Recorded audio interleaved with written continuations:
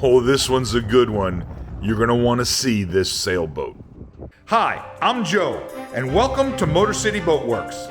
Let's get to work. MotorCity Boat Werks is my amateur boat restoration and boat building studio. It's where I make how-to videos about some of the boats that I'm restoring inside my boat works. These projects can be challenging, they take a long time, and sometimes you need a little motivation. I like to get away from the boat works and go in search of boats on my bucket list. These are boats that I've always wanted to own. Unusual sailboats, pocket trawlers, and motorsailers. Welcome back to another episode. Today I've come to the shores of Lake St. Clair right here in Detroit to take a look at a very unusual motorsailer. This boat is a 1973 Lindsay 39 Globemaster motorsailer. This boat is for sale by a local sailing club. It's a nonprofit called American Sailing Institute. They offer how-to sailing classes, and it's for sale on Facebook for just under $25,000. This is one of those boats, it's something that you just don't see every day. This boat is 50 years old. Lindsay yachts were built during the 1970s. They were designed and owned by a guy named Dick Lindsay. They sold a trawler version that was called the Lindsay 40 Globemaster Trawler. There's probably only a handful of these boats ever made. I've come to look at this boat, and today I'm going to be shown by Chris. He's a representative from American Sailing Institute. He's going to give me access to the boat, let me crawl around on it, check out all the bits and bobs. I hope you stick with me. Whoa, check this thing out. Look at this. When I do these videos, I never know what I'm actually going to see when I get there to see the boat. This is another one of those times that I'm pleasantly surprised. The first thing you notice when you come upon this boat, this is a big boat. It's got some classic lines. There's a lot going on here, and it's got some real potential. This is one of those boats that's referred to by its name. It's not called by its model number. It's not referred to by its length. It's simply known as the Ariana. I just want to remind everyone that MotorCity Boat Werks has no sponsors. I get no compensation when I film these boats. I have no financial interests in their sale, and I receive no compensation.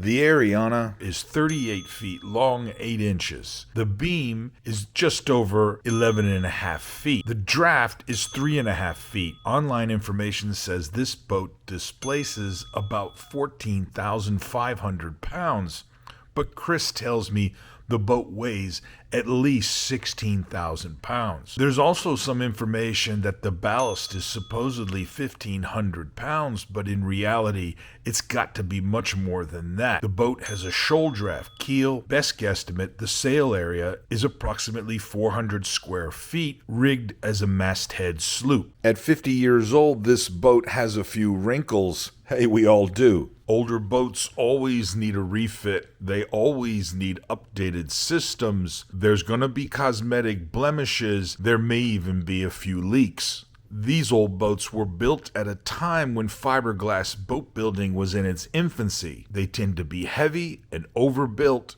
which makes simple repairs easy for the do-it-yourselfer. But one of the first things you notice is that this boat has been taken care of. Chris assures me that it's a daily runner. It's used by some of the club's most advanced members. Just last fall, they delivered the boat from the upper part of Lake Michigan more than 500 nautical miles across big water. He says the boat performed flawlessly. This boat has had a recent out-of-the-water survey done on it in August of 2023. If you're interested in this boat, you're going to want to check that out. Check out the details in the survey. Now, if you're like me, you're probably looking at this hideous Dodger, wondering if this boat caught a case of UBS after a night out on the town. Maybe it's not the most attractive enclosure, but without a doubt, it's very practical.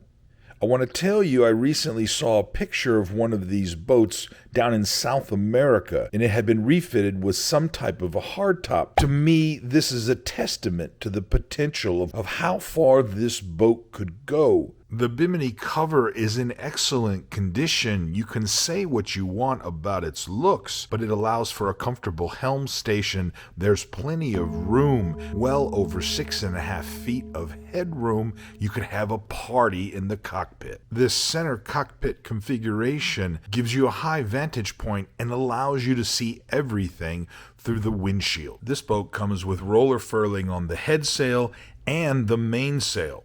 For a boat this size, the mast doesn't appear to be very long, but it is pretty robust. All of the sail rigging and hardware seems to be complete. On the mainsail, this is a bit of a do-it-yourself design, but it's a clever way to control the mainsail when you're underway.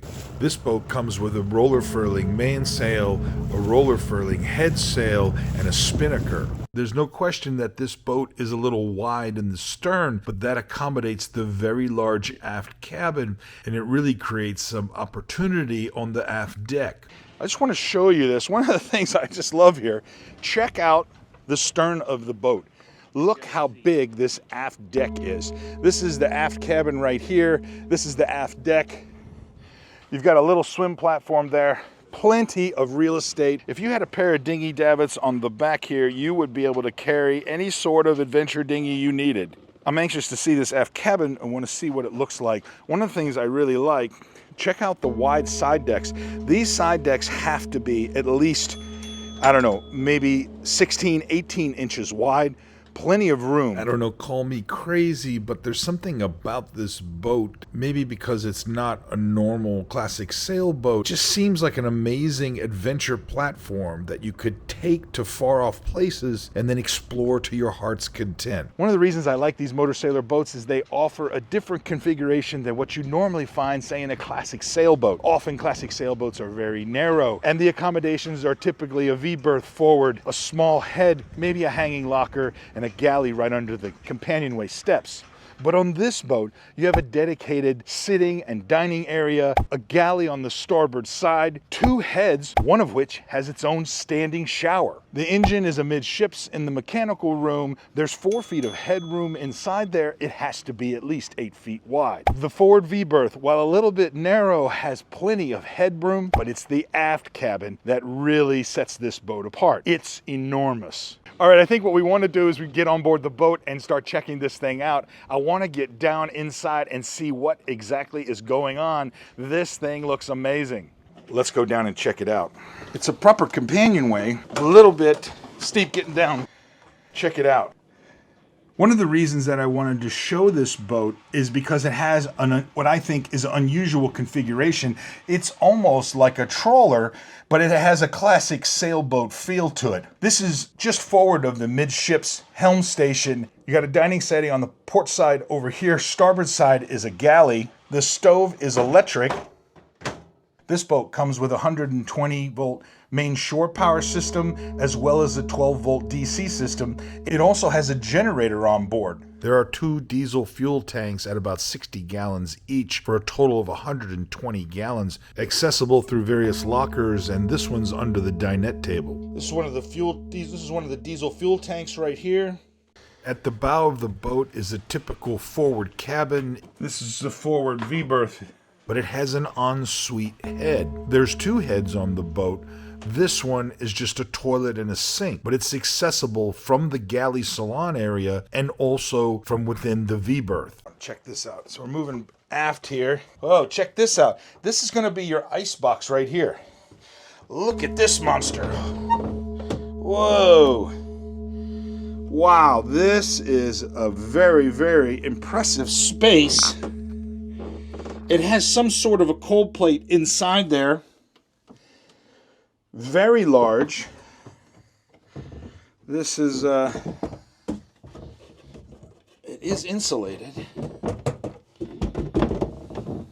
Look at that. Pretty good. On the port side here, this is going to be the engine compartment in the mechanical room. We're going to check that out in just a second. On the starboard side here is all your lockers, storage, foul weather gear, what have you. This is the aft cabin of the boat, and it is gigantic. This is a huge space. You've got a single berth. I just love it. You've got a single berth on the starboard side over here, and on the port side is a double berth. One of the things you'll note all throughout this boat is that there's an interior pan liner, right? This is the finished fiberglass pan liner.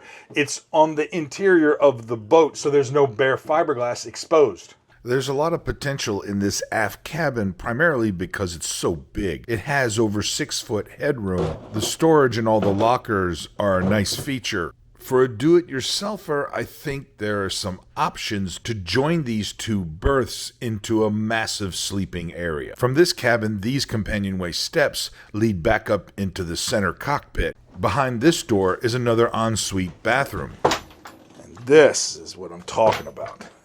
And this one has a freestanding shower. With a standalone shower, you can't beat that. This right here is going to be the engine compartment, the mechanical room. Let's see if we can get inside here. I'm going to get down on my knees here. This boat has what's called a Ford Lehman diesel engine. It's 85 horsepower. This engine was extremely common during the 60s, 70s, and 80s. In fact, it's probably one of the most common diesel engines you will find in sailboats and trawlers, perhaps only to the Perkins 4108. Parts are still available from American Diesel. These engines are old and heavy, but generally bulletproof if they're taken care of. All right, look at this. Well, I gotta tell you, this space inside here is about 4 feet tall by maybe 7 or 8 feet wide. It is a fairly large engine compartment. That engine, this is the original engine inside the boat. Parts are still available for these. Now, unfortunately, in one of these videos, there's not enough time to get into all of the components and the systems and what exactly is available. Every boat is different. This one's quite large. All of those details will be contained in the survey that's available from the owner. You should contact them directly. You can spend all day crawling around on the inside of an old boat, but what you really want to know is how does it perform on the water? I think it's time to take this thing out. Today we've got several volunteers. They've come along to take the boat out, put her under sail. Oftentimes when I come to look at these boats on my bucket list, they're not ready to go out on the water. Maybe they're being put away for the winter or they're having maintenance done on them. But when you get to see one of these boats underway, when you see it as a daily runner, how it motors, how it sails, you begin to realize the potential. In my mind, this is what justifies its asking price. This is what it's all about.